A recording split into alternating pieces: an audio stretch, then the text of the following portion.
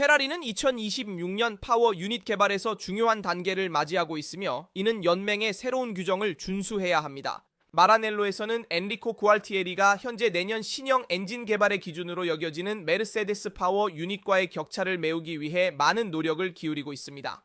오늘 영상에서는 2026년을 대비한 페라리의 작업을 자세히 살펴보겠습니다. 또한 해밀턴과 니코 로즈버그의 발언도 다루겠습니다. 몬테제몰로가 특히 페라리의 태도에 대해 불만을 표한 것도 살펴보겠습니다. 마지막으로 레드불과 사인즈의 페널티에 대해 이야기해야 합니다. 시작 전에 좋아요와 구독 부탁드리며 알림을 켜두셔서 포뮬러 1 및 페라리 영상 놓치지 마세요.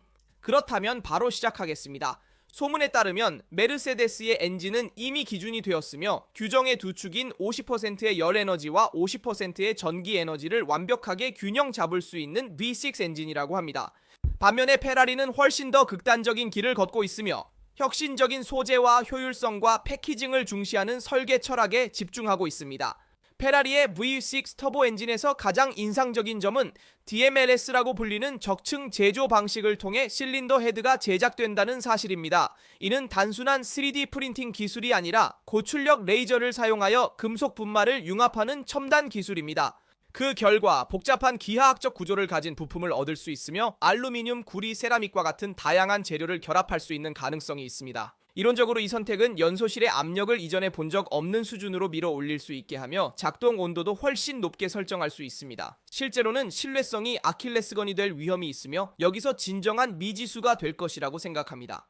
페라리는 매우 빠르지만 취약한 엔진을 감당할 수는 없습니다. 이는 규정이 사용 가능한 부품의 종류를 제한하고 시즌이 4개의 파워 유닛으로 나뉘어 있기 때문입니다. 이 철학의 진정한 이점은 샤에시와 관련이 있습니다. 열을 더 잘 관리할 수 있는 실린더 헤드가 있으면 페라리는 더 작은 라디에이터를 사용할 수 있어 훨씬 더 날렵한 차체를 위한 공간을 확보할 수 있습니다. 이는 메르세데스 엔진을 장착한 맥라렌 MCL39에서 이미 볼 수 있는 트렌드로 측면의 폐쇄를 극한으로 몰고 갔습니다. 페라리에게 이것은 공기역학적 효율성을 높이고 저항을 줄일 수 있다는 것을 의미합니다. 2026년에 모노포스토의 무게는 768kg, 즉 722kg의 드라이버와 약 46kg의 타이어를 더한 무게가 되어야 하므로 파워 유닛은 현재보다 30kg 더 많은 150kg로 고정됩니다. 문제는 최소 규정을 충족하기 위해 다른 곳에서 60피육을 절약해야 한다는 점인데 이는 거의 불가능한 목표입니다. 마라넬로에서 모든 것이 장밋빛인 건 아닙니다. 월프 지머만과 라스 스미스가 아우디로 떠나면서 엔진 부문에 큰 공백이 생겼습니다. 그들은 경험이 풍부하고 비정형적인 해결책을 제시할 수 있는 능력을 가진 인물들입니다. 지머만은 강철 실린더 헤드를 실험했지만 결국 포기되었습니다. 반면 공기역학 부문에서는 프랭크 산체즈의 도착으로 약간의 혼란이 있었습니다. 올해 공기역학 책임자로 임명된 디에고 톤디는 여전히 지휘를 맡고 있으며 철저한 계약과 임금 인상은 페라리가 이처럼 민감한 시기에 연속성을 원한다는 신호입니다. 회장 존 엘칸은 2026년이 드라이버 월드 챔피언십의 해가 되어야 한다고 강조했습니다. 엄청난 목표입니다. 왜냐하면 규정 변경이 가치를 초기화하고 오류의 여지가 최소화될 것이기 때문입니다. 실질적인 결과 없이 새 시즌이 지난 후 프레드 바세르 팀은 지금까지 약속만을 가져온 작업의 결실을 맺을 수 있음을 증명해야 합니다. 제 느낌으로는 페라리가 가장 어려운 길을 시도하고 있지만 아마도 그것이 유일하게 실제적인 이점을 줄 수 있는 길일지도 모릅니다. 메르세데스는 이미 이 규정 시대에 가장 좋은 엔진을 가진 팀으로 맥라렌도 사용하는 엔진이기 때문에 더 작은 라디에이터를 사용할 수 있다는 것을 보여주었습니다. 물론 신뢰성 문제는 있지만 사소한 것들이에요. 레드불은 효율성에 집중하고 아우디는 무한한 자원으로 진입할 거예요. 마라넬로가 지금 위험을 감수하지 않으면 절대 감수하지 않을 거예요. 도전은 균형에 달려 있습니다. 소재의 극단적인 혁신, 그렇지만 신뢰성을 희생하지 않고요. 만약 페라리가 이 두 가지 요소를 정말로 결합할 수 있다면 6개78은 페라리를 모두 앞서게 할 수 있는 차가 될 수 있습니다. 여러분 중 많은 분들이 메르세데스가 엔진 개발에서 어떻게 앞서 있을 수 있는지 궁금하실 겁니다. 우선 그들은 내년 규정 변경의 영향을 가장 적게 받는 팀입니다. 사실 레드불과 페라리도 마지막에 규정 변경을 강력히 주장하여 열기관 부분에 유리하게 70, 30, 80, 20 비율로 엔진 출력을 조정하려고 했습니다. 메르세데스는 2026년 규정, 즉 내연기관과 전기모터 출력이 50대 50으로 나뉘는 것에 잘 맞았습니다. 이는 그들이 엔진 개발에서 이미 앞서 있음을 의미합니다. 그들의 2026년 V6 엔진은 두 부분 분배해서 최고로 평가됩니다. 혼다와 페라리는 불확실한 존재로 여겨지고 현재 레드불은 엔진 순위 최하위입니다. 스포츠적인 측면도 있습니다. 루이스 해밀턴의 도착으로 2014년을 떠올릴 수 있습니다. 해밀턴은 그 규정 시대의 2013년에 메르세데스에 합류했으며 당시 세바스찬 베텔이 레드불에서 타이틀을 차지했고 그 다음 해부터 메르세데스는 성공적인 규정 시대를 열었습니다. 우리 모두 해밀턴과 로즈버그의 대결, 그리고 해밀턴이 얻은 6개의 타이틀을 기억합니다. 그 루이스가 페라리에서도 같은 성과를 내길 바랍니다.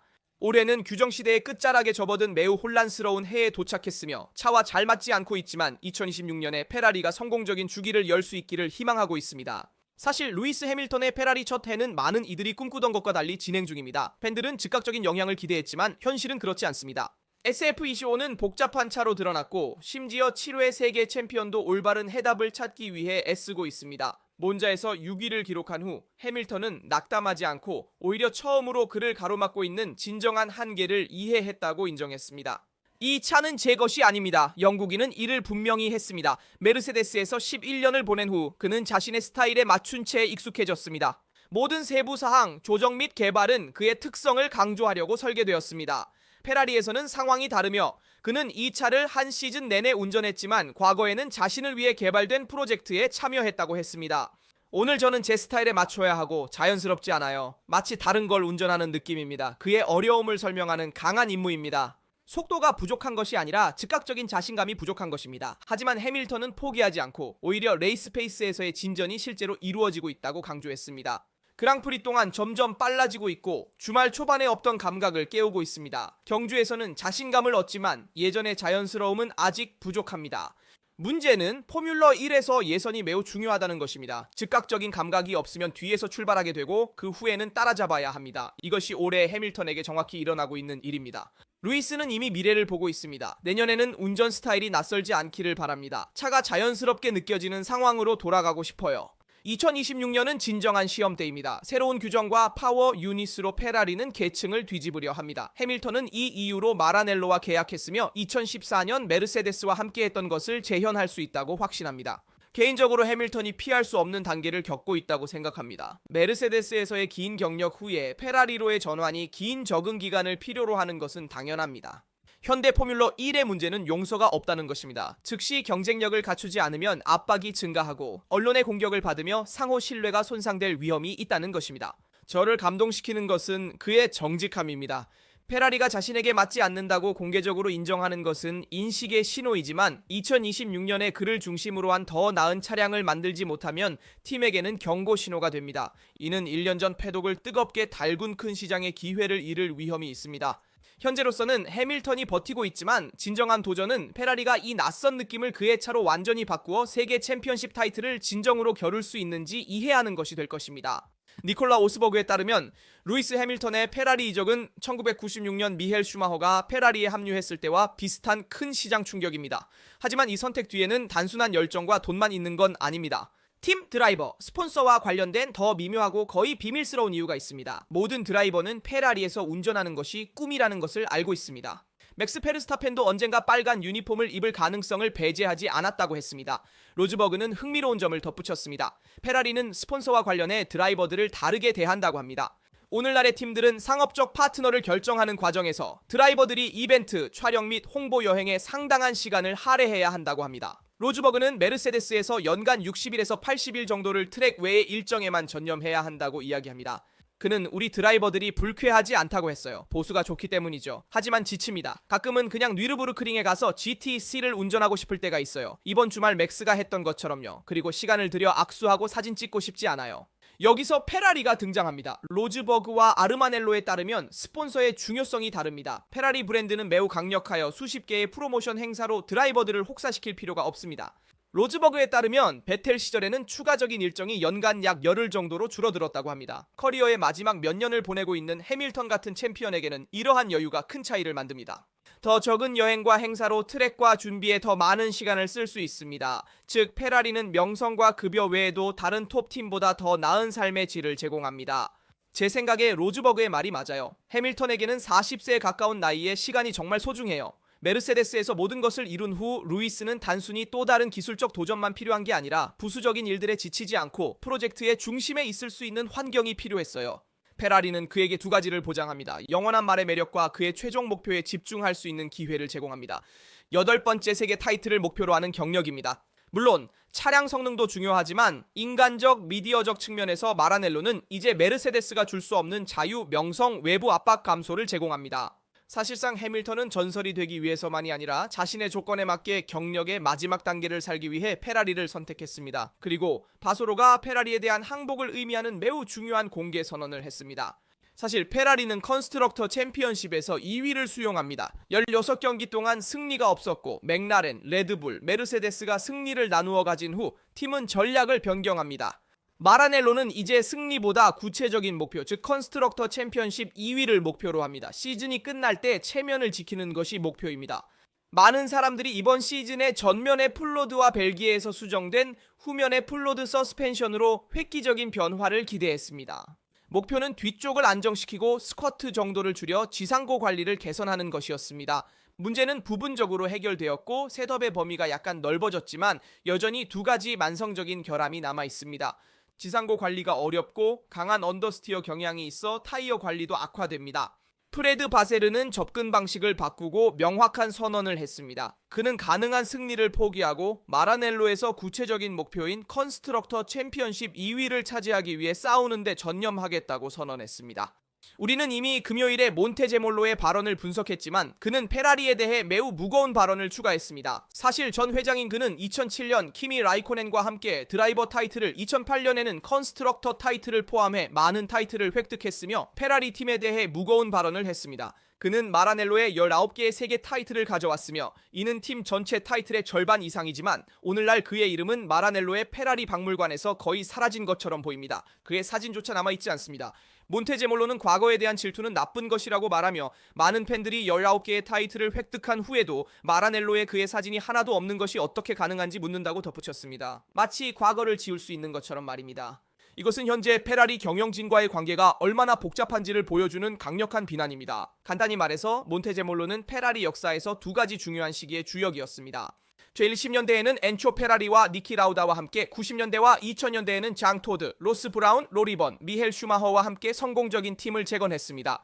성과로 보면 슈마허와 함께 2000년부터 2004년까지 5번 연속 드라이버 타이틀을 차지했고 2007년에는 키미 라이코넨과 함께 1번의 타이틀을, 10년 동안 7번의 컨스트럭터 타이틀을 차지했습니다. 70년대에도 많은 성공을 거두었으며 75년에는 니키 라우다가 세계 타이틀을 차지했습니다. 총 19번의 세계 타이틀을 몬테제몰로에 지도해 가져왔고 그중 9번 또는 10번은 마지막 경기에서 놓쳤지만 페라리는 적어도 마지막 경기까지 타이틀을 위해 싸웠습니다.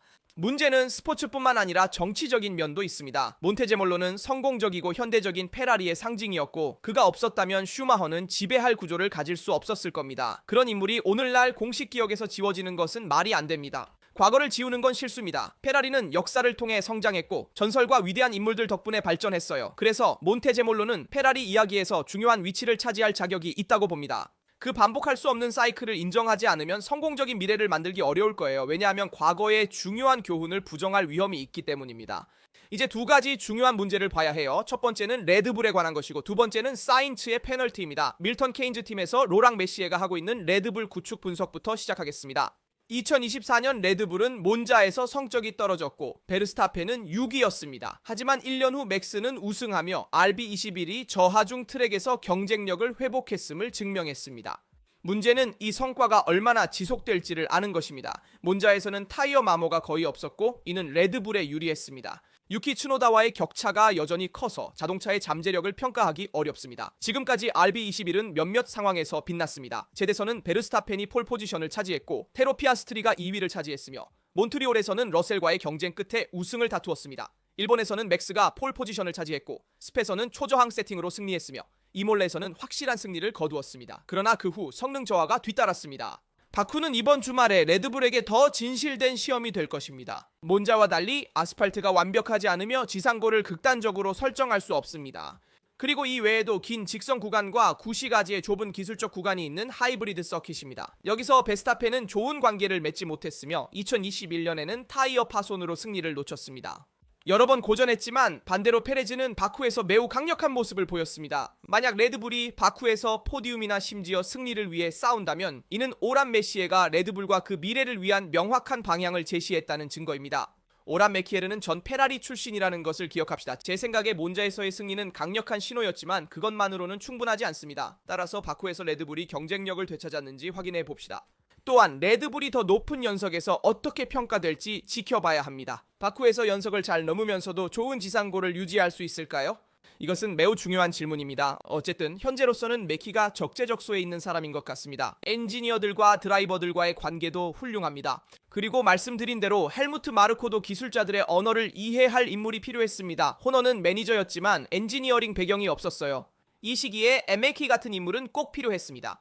MKH가 2026년을 대비해 레드불의 미래를 잘 이끌 수 있을지, 그리고 팀을 바꿀 수도 있는 베스트 해픈을 잃지 않는 것이 목표가 될지 지켜보는 건 흥미로울 것입니다. 마지막으로 사인즈의 잔봇 페널티와 9월 항소 결과에 대해 이야기해야 해요. 결과가 어떻게 나왔고 이 상황이 앞으로 어떻게 처리될지 말씀해 주시겠어요? 잔드보르트의 심판위원회는 윌리엄스가 제출한 새로운 영상을 검토한 결과 사인츠에게 잘못이 없다고 판단했습니다. 사고는 로손의 레이싱 불스 차량이 순간적으로 제어를 잃으면서 발생했습니다. 그래서 결과적으로 사인즈에게 포인트 라이센스의 2점이 반환되었습니다. 그러나 경기 페널티는 여전히 확인되었습니다. 왜냐하면 10초 페널티는 이미 소화되었고 사후에 순위를 다시 쓸 수 없기 때문입니다. 사실상 사인즈에게는 반쪽 승리입니다. 새로운 평가에도 불구하고 그는 13위에 머물러 포인트를 얻지 못했습니다. 윌리엄스는 이 결정에 대해 이렇게 말했습니다. 심사위원들이 사건을 재검토하고 카를로스에게 잘못이 없다는 것을 인정해 주셔서 감사했습니다. 우리의 경기가 손상된 것은 안타깝지만 우리는 프로세스와 규정을 개선하기 위해 FIA와 계속 협력할 것입니다. 단일 사건의 가장 큰 문제는 FIA가 선례를 만들었다는 점입니다. 선수가 부당하게 페널티를 받고 검토해서 무죄로 판명되더라도 스포츠 결과는 왜곡된 상태로 남아있게 됩니다. 제 생각에는 윌리엄스의 주장이 맞았어요. 재검토 결과 심판들의 실수가 드러났으니까요. 하지만 규정에 큰 결함이 있다는 점은 주의해야 해요. 검토가 이루어지더라도 경기 결과를 바꿀 수 없다면 시스템은 스포츠의 공정성을 보장하지 못합니다. 그리고 이 선례는 중요합니다. 왜냐하면 오늘부터 팀들이 더 용기를 내어 항소할 것이기 때문입니다. FIA가 이러한 사례를 어떻게 처리할지 명확히 해야 합니다. 그렇지 않으면 실수가 인정되더라도 억울함은 남습니다. 우리가 영상에서 다룬 모든 주제에 대한 여러분의 의견을 댓글로 알려주세요. 항상 좋아요 눌러주시고 구독과 알림 설정하셔서 포뮬러 1과 페라리 관련 영상 놓치지 마세요. 그럼 다음 영상에서 뵙겠습니다.